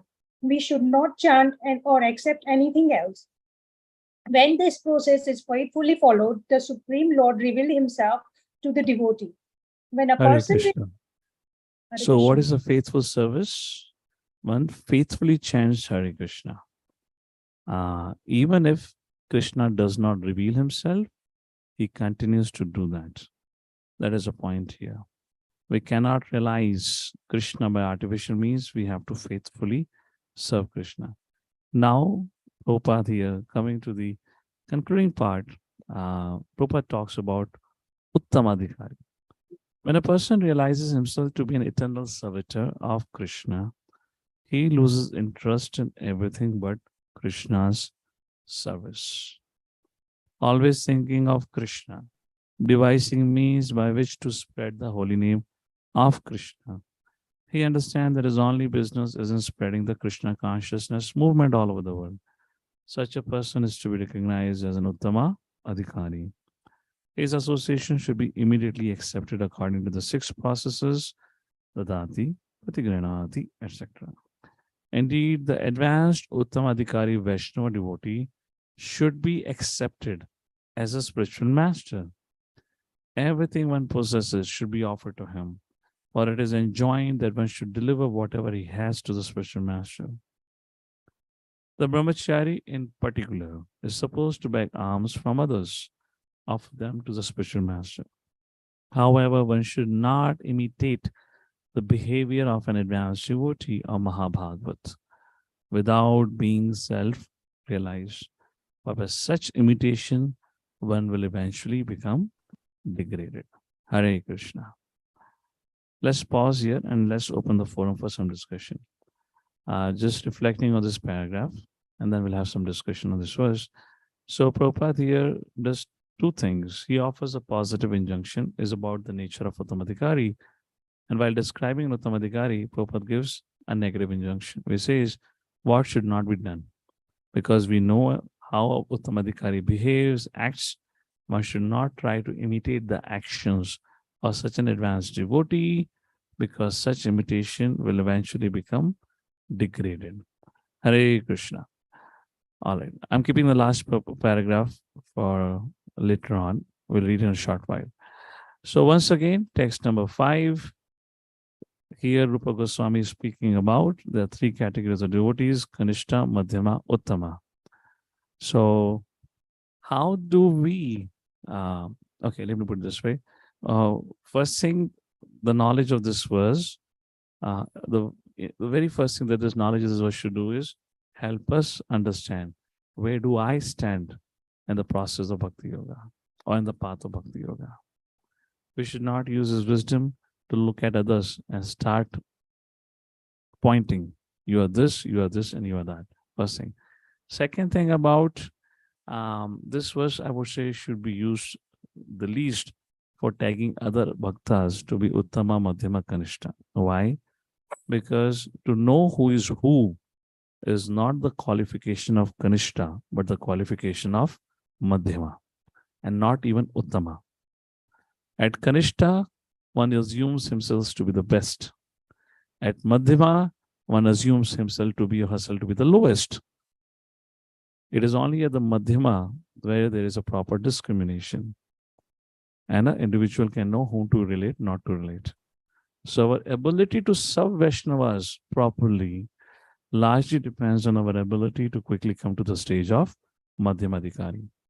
As long as we are at the Kanishta stage, we will struggle to really offer proper respects and to serve Vaishnavas. Or else we can serve other Vaishnavas under the guidance. We should not take lead. We should not supersede other seniors and go into the front trying to serve Vaishnavas, which is again a Kanishta mentality. Kanishta wants all the credit for oneself. Let me just give you some clues about Kanishta mentalities, how it functions. One is, as long as Kanishta is around some senior, Kanishta offers all respect to that senior. One category. The moment a senior of senior comes, then this Kanishta would kind of, dump, would kind of forget about this senior, will now only offer all respect to that senior. He or she immediately forgets about the relationship or about the shiksha from whom this individual is receiving shiksha. And for him, now this person who is more senior than the person who is guiding him becomes a central part of his life. So like that is generally, kind of a Kanishta mentality. Again, not having proper Vaishnava dealings like this. And as I said, Kanishta mentality is such where they want to be in front runner, forerunner, right in the beginning, do things by themselves. But that is not for Kanishta to do. It is only at the Madhyamadhikari stage one knows, has the ability to discriminate and how to offer respect, whom to offer respect. So at the Kanishta level, it's best for Kanishta-dhikari to follow. But that becomes equally difficult at the Kanishta stage to follow. Why? Because Kanishta thinks, I know the best. And that's where the challenges come. Okay. So my question here is, how do we make a progress from Kanishta Adhikari to Madhyama Adhikari? How do we transcend this process? How do we kind of make this journey, moving from Kanishta Adhikari to Madhyama Adhikari? Any thoughts onto this? What can be done so that we make a progress from Kanishta to Madhyama Adhikari? So before you give an answer, you have to a little bit reflect upon the challenges which are faced by Kanishta Adhikari. Because unless those challenges are addressed, he cannot really rise to the Madhyama Adhikari stage. So, any thoughts here? How does a Kanishta can move towards Madhyama Adhikari? Mother Priya? Hare Krishna, Prabhuji. Prabhuji, maybe by our sincere and continuous chanting as we were reading, and also by following the instructions of our seniors or Shiksha Gurus around. And because, see, sometimes it's very difficult for a Kanishta Adhikari, as you said, that he considers himself the best, and it's very difficult to accept the instructions of seniors. So maybe if we follow the instructions of our Shiksha Guru and do sincerest of our chanting. Okay, so the difference between Kanishta and Madhyama, and for that reason, Uttama is on Shraddha and also on the platform of knowledge. So Shraddha needs to be strengthened. What does Shraddha means? Sarva dharman parityaja ma'amekam sharanam vraja. Am I wholeheartedly sheltered at the lotus feet of Krishna? Second is tatte anukampam susmikshamanu bhunjan evatma kritam vipakam, which means when the life is not going the way I wanted it to be, do I take it as my own karani? In other words, do I take it as a reaction of my own past actions? Or do I start the blame game here? Again, just it's like a mirror, showing a mirror to ourselves, where our Shraddha is. So if somebody is on the position of Madhyama Adhikari, for him, he understands this is my past karma. I'm just reaping the results of my past actions like this. There won't be any case of blaming anyone or any situation for that. So faith has to develop. So focus has to be on faith. How can you build your faith? That's the point here. And that's how we move from Kanishta to Madhyama. So Mother Priya said chantings continuously and all that. Yeah, but chanting is not only chanting. Chanting is always has to be accompanied with hearing. So whenever you give an answer, the chanting is only effective if we are regularly hearing. Otherwise, chanting becomes a ritualistic activity. Just any other ritualistic activity. So chanting is only effective. Therefore, Prahlad Maharaj says, before Kirtanam, what he says? Shravanam. Chanting is Kirtanam, but that is secondary. What comes first? Shravanam. Shravanam, Kirtanam, Vishnu. So chanting, regular chanting, and hearing, makes a difference. On faith, how can we increase our faith? Is this the point that we need to focus here? All right, Shashwat Prabhu, what would like to say here? Hare Krishna, Guruji. So, Prabhu, we need to associate very closely with Madhyama Adhikari. There should be a very trustworthy relationship, and we can sincerely strive to follow him, because he can raise us to level of Madhyama. That is okay, but regarding associating closely, very closely, that is not the injunction. At the Kanishta stage, we should rather not very closely associate with a sadhu, because we will end up committing aparadh. So what is an association of a sadhu means? Following his instructions. That is the meaning of association of sadhu. Yes, Prabhu, by closely what I meant, following his instruction, serving along with him. I just wanted to clarify. Yes, very closely doesn't mean unless I'm in the physical vicinity, it won't make a difference. No, association means at least having somebody in our life who we follow, a senior Vaishnava, and regularly hearing from such individuals, because it's their faith that's going to build our faith. And look at back our life. That's what has happened for all of us. Is the faith of seniors that have really, really changed our heart, inspired faith in us. So that's what means of the association. All right, Shashwat. Nitai Pran Prabhu. Prabhu, one of the ways is to get out of the comfort zone, because when we start a bhakti or at a Kanishk level, we've been very associated with a kind of a groupism. We've been associated ourselves to our group. So come out of that group mentality and try to serve the devotees or the disciple of some other spiritual master. Try to serve the community other than the one which has cultivated us. Okay, very nice, very nice. Thank you, Nitai Prabhu. Welcome to Prati Prabhu. Yeah, I wanted to tell the same thing what Shashwat Prabhu had said, that one has to associate with the seniors. That's what I also actually wanted to say, but you clarified that part. Not only just associate with seniors, but also to listen to them and follow what they are telling us to. That is very important there.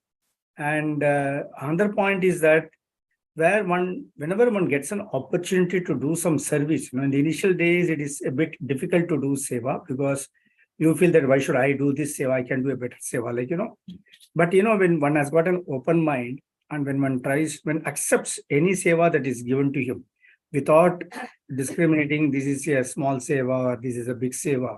Again, that needs a bit of a guidance and that bit needs a bit of a understanding, which the senior, when he gives that teaching to the junior, then that Kanishtadhikari can gradually transcend himself from this Kanishta stage to Madhyama stage. Thank you for that. So Sri Chaitanya Mahaprabhu also says, among all the association, the most important association is the senior association. Yeah. And if you take a look at this verse also, that's what it says. You offer mental respects to those who chant.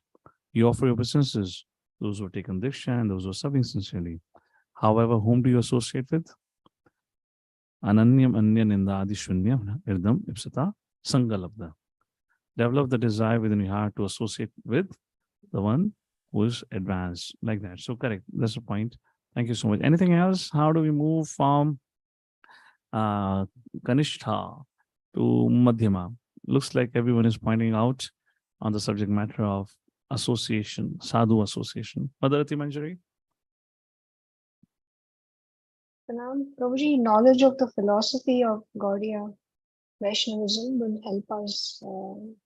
Okay, so we are going to second stream here, Shraddha and knowledge, having proper knowledge. Knowledge of what? Knowledge of the philosophy of Gaudiya Vaishnavism. To be precisely, that is called Sambandha Gyan. What you're saying is a very big thing, but precisely what to have knowledge of Sambandha Gyan. Who am I? Who is Krishna? What is my relationship with him? That's the main thing that we need to be situated in. Sambandha Gyan. That's the thing. So knowledge of Sambandha Gyan, which means there has to have a program of regular hearing and regular reading. And to the degree we are punctual to this, sensitive to these two, to that degree our faith grows. Faith comes from knowledge. And also faith comes from association of sadhus. Thank you. Anything else on the subject matter? Yeah. Vaikuntapati Prabhu? Yes. Yeah. See, there's also one more thing, by regularly attending this Mangalarti and other things, so one may not be able to, even if it doesn't attend Darshanarti also, it doesn't matter, but one should try to attend Mangalarti, because attending Mangalarti and listening to Srimad Bhagavata Katha, on a daily basis. So precisely having at least, if not, once in a week, full morning program. Is that correct to say? No, I was telling something slightly different. In the sense that, yes, that point is right, what you're saying, but once in a week. But for at the Kanishta stage, the beginning, we are guided by the seniors. And the seniors, what they tell us that come and attend the Mangalarti. And if it needs a bit of an effort on our side also, where we put an effort to attend that Mangalarti. Because on this point, even Prabhupada is talking, those who are able to get up and attend the Mangalarti, for them the progress is assured. He says that. Correct. So giving a concession to the busy people of today's day and time, I was suggesting, if not, at least once in a week, give your attendance for full morning program from 4:30 to 9 o'clock. After 9 o'clock, attendance would automatically come. Everyone loves Krishna Prasad. So needless to say for that. But at least 4:30 to 9, there should be at least some system where devotees turn up at least once in a week. Okay. So looking back at the verse, okay, we have some hands up. Madan Sundar. Hare Krishna Prabhuji. I was just thinking about giving charity, giving to the Krishna consciousness movement, because as a Kanishta, we only want to take, we go to devotional service thinking what I will get from the Lord. But at this stage in Madhyama Adhikari, we should think what I can do, what we can do for other devotees, how we can bring in other devotees into devotional service, how we can bring in other people into devotional service. Yeah, that's a valid point, but I guess our question was how to move from Kanishta to Madhyama. Yeah. So what you're saying, so you're saying as a Madhyama, what we should do is totally valid. Thank you for that. Sandeep, last comment from you. Hare Krishna, Udanot Pranam. Prabhu, one thing which I think last verse in the purport, Prabhupada has written about association. So for Kanishta Adhikari to move to Madhyama Adhikari, the loving association is very important, I think. Association, but in what form? I mean, so like Vani. Yeah, so I mean, he's coming into this Krishna consciousness, and then he's getting associated with like-minded people. He's making friends here, and they are also helping him to rise to that level. So he has a senior, and he has a, I mean, he's getting association of people who are at his level, or maybe a bit senior from him, and giving him like the last verse, which says that there's a loving exchange between the devotees. So somebody calling him to his house, offering prasadam. He's calling to somebody their house and offering prasadam. And this way, gradually he developed that taste for Krishna consciousness, and then maybe move to the next level. One interesting quality of Kanishta is they really like-minded association. More than the senior association. Prabhu, you are correct. I am also correct. All the fault lies with this fellow only. And such like-minded association goes very well at the Kanishta stage. Anyways, thank you for that point, Sandeepu. Valid point here. Coming to the last point, and then we'll take, if there are some more inputs. Srila Prabhupada focuses the journey of Kanishta to Madhyama on the basis of Diksha, which covers the part of Shiksha also. And second part is chanting offenselessly. Moving from Namaprad to Namabhas to Shuddhanam. In other words, some practical points for us. If we can, Vaikuntapati Prabhu also mentioned about Mangalati and all that. If in case we can have 16 rounds of Hare Krishna Mahamantra, we can have a practice of doing it one sitting for an extended period of time, days and weeks. It really helps develop some taste towards the chanting. That's a point in the holy names. I don't know what to say about overcoming Namaprad like that. That again depends on our Shravanam. What's the quality of a Shravanam like this? And regarding Diksha, so one is the need of Diksha, accepting Guru. And second is, in fact, probably more important, is Shiksha, accepting Shiksha. When we make an inquiry, we receive the guidance, and we follow the guidance. And that's how from Kanishta, we can move to Madhyama. Coming to the last paragraph of this verse now. In this verse, Srila Rupa Gosvami advises the devotee to be intelligent enough to distinguish between the Kanishta, Madhyama, and Uttamadhikari. The devotee should also know his own position, should not try to imitate a devotee situated on a higher platform. Śrīla Bhaktivinoda Ṭhākura has given some practical hints to the effect that an Uttamadhikari Vaishnava can be recognized by his ability to convert many fallen souls to Vaishnavism. One should not become a spiritual master unless he has attained the platform of Uttamadhikari. A neophyte Vaishnava or a Vaishnava situated on the intermediate platform can also accept disciples, but such disciples must be on the same platform.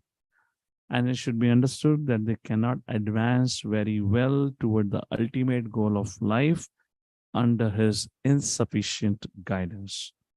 Therefore, a disciple should be careful to accept an Uttama Adhikari as a spiritual master.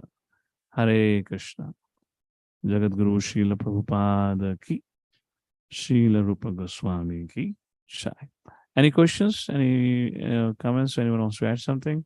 Madam Medhavni, your hand is up. Please go ahead. Hare Krishna Prabhu, Dandavat Pranam.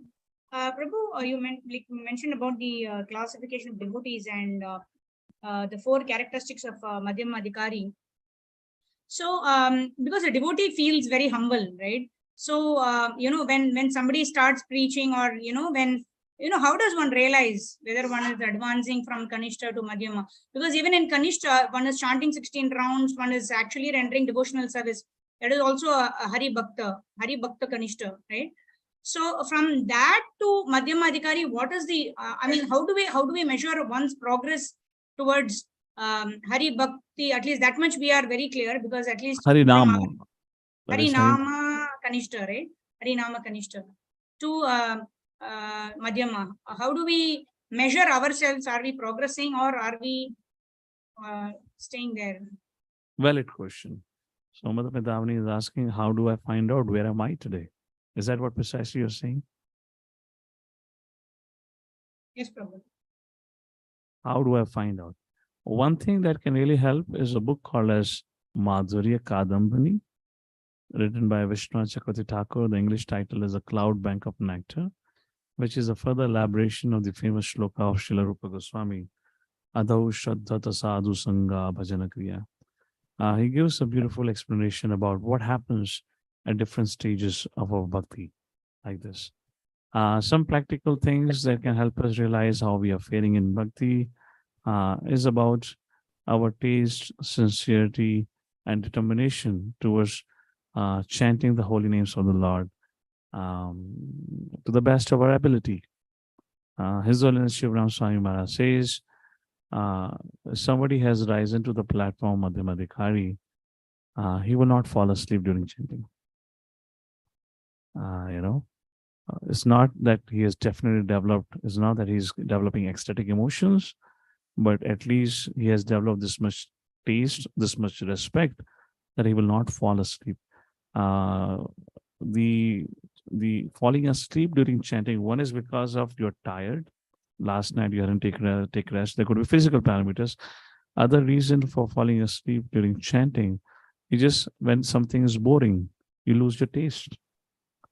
And that's what happens. So when there is no taste for chanting, then person falls asleep like that. So that's another thing. So the quality of chanting, our ability to sit and chant through attentively, that is one parameter. Other parameter could be about how we are doing in the Krishna consciousness, is to see about our mental and sensual engagements. What is the quality of our mental and sensual engagements? There are some of the ways that comes to our mind with which we can kind of evaluate where we are, if that's what we want to do it. Hare Krishna. Anyone wants to add anything to this question of Mother Medhavani? Hare Krishna Prabhu, Dandavat Pranam. Probably Prabhu, another barometer maybe means just not seeing much. Earlier probably he used to see fault in others. Now he'll be contemplating more of his own errors. If something is done immediately, some kind of he'll feel shock why I did it. But probably it was not happening earlier, maybe. Okay, transition from the blame game or victim mentality to a stage where a person realizes this is only my reaction of my past karma. Is that what Chaitanya Bhagavan was trying to say, right? Yeah. Okay, thank you. Thank you. Anything else on this? One more point.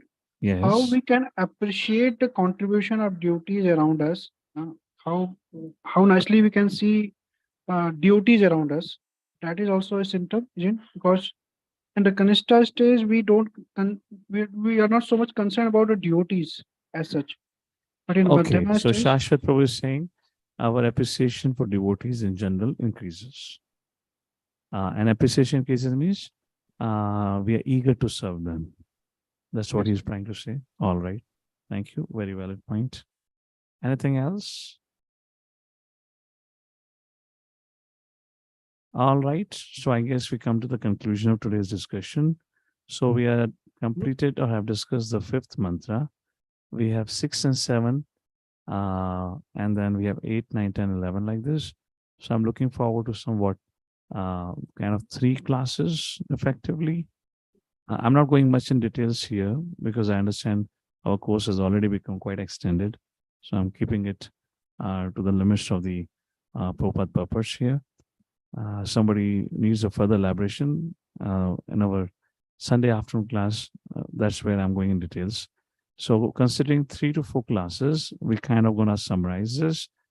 Let's take a look at the calendar. I know Karthik is coming now.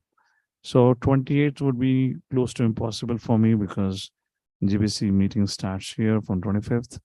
I gotta be in the temple for my services.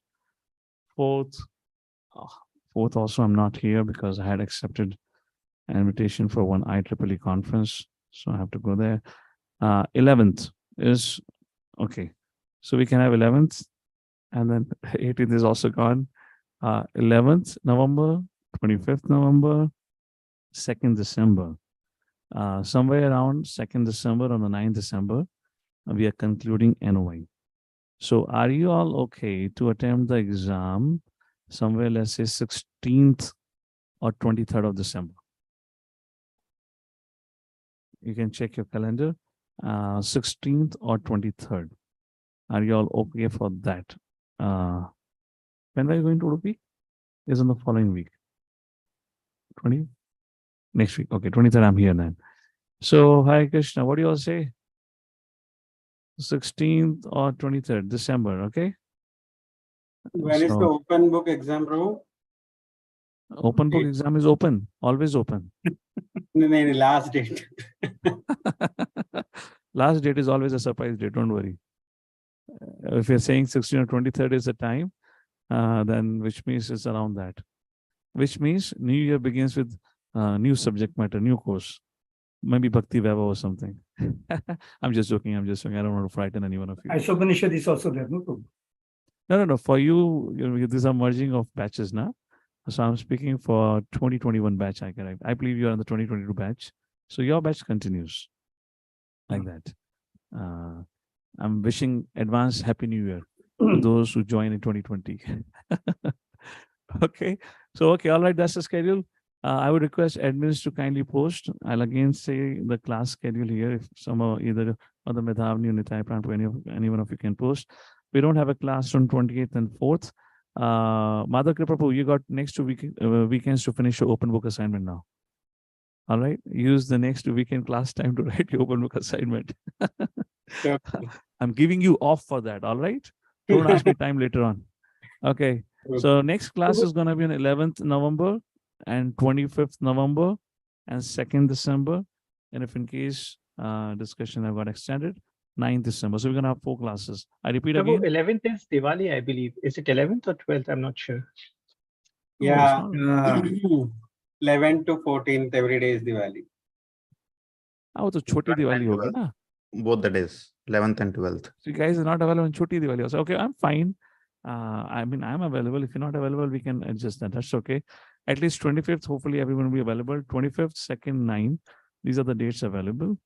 Okay. And December, we conclude with the exam. All right. This is how it's going to look forward. Okay. Thank you. Vekanpati Prabhu. Yeah, Prabhu adds a question to ask, but I do not know now that the whole thing is concluded. People are switched off the mind, or can I ask? Oh, right? Yeah. That's okay. My mind and eyes are open. We can still go ahead. Okay, I was just getting into this. Sorry to others for just doing this. I feel like speaking to a yogi who has merged into Brahman realization.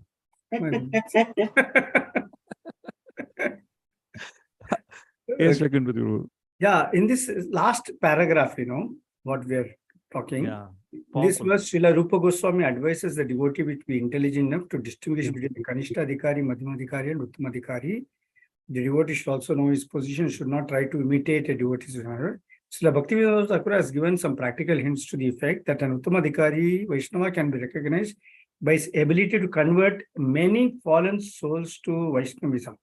So, you also get, the next time, as it says, somebody may be a Kanishta Adhikari, but he has started attending a program, he finds very enthusiastic. So he gets a few others also to attend the program, and they also become devotees. Now, in this case, as we call it, the Vartama Pradakshak Guru, as you address him as, now under what category will he fall?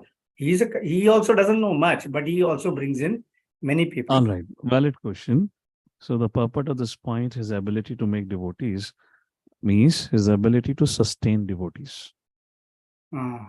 Is not only about making devotees, is the ability to sustain devotees. So therefore, we focus on sustainable community. Yeah. Sustainable community means somebody who's the community which is guided by, if not Uttama, at least Madhyamadikari. A Kanishta can also do prachar, Kanishta can also do a lot of halla gulla, can distribute many books, distribute many prasadam, bring many people on the ground. Many people may join the program, but would it be sustainable? Not. It would be like Ayaram, Gayaram. Large number of people come, large number of people go. Now people are coming largely because of ISKCON brand. People largely coming because of Śrīla Prabhupāda's brand.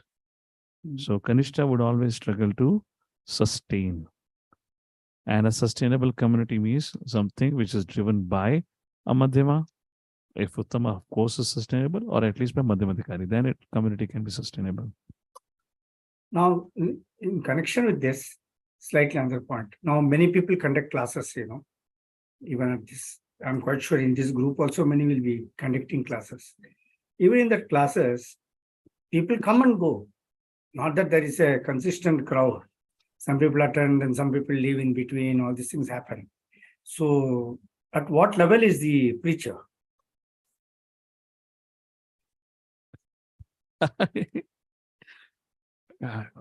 I don't think so. I would like to answer that question.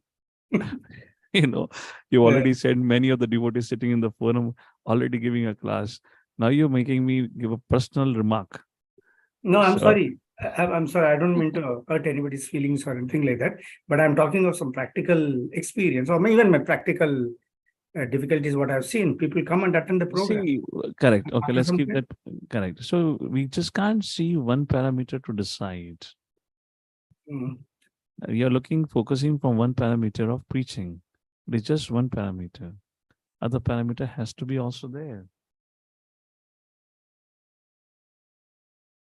Okay. So because somebody is conducting classes, people are coming, that doesn't mean he is so and so. It's always about other parameters are present or not. He could be Uttama Kanishtadikari. For example, 1968, I believe 67 maybe, a reporter asked Śrīla Prabhupada, so how many pure devotees do you have? Prabhupada turned to his assistant, how many Vaishnavas do we have in ISKCON? Now this subject matter has been debated, thought about. What did Prabhupada meant? Prabhupada is saying that every ISKCON member is an Uttamadikari or pure devotee. So answer was concluded, yes, you can be an Uttamadikari even at this stage, at this point of time, if you are following the things, and if you're doing the things nicely. But that would be Uttama Kanishta. That becomes a further stages of gradations about, where you are. But to be Uttamadikari, all the conditions should be met. Ninda adishunya hidamipsta sangalabdhya, complete faith, complete knowledge. And as Sri Chaitanya Mahaprabhu said, seeing him, you feel like chanting the Hare Krishna Mahamantra. Yeah. That's Uttama. But Uttamadikaris generally consider themselves as not devotees. We are fallen devotees. Yeah, we are not talking about identifying ourselves as Uttama. I guess the question was more to understand who is Uttama. Yeah. Okay. All right. Yeah. Thanks, Prabhu. All right. So thank you all for joining in. Jagadru Śrīla Prabhupada ki Jai.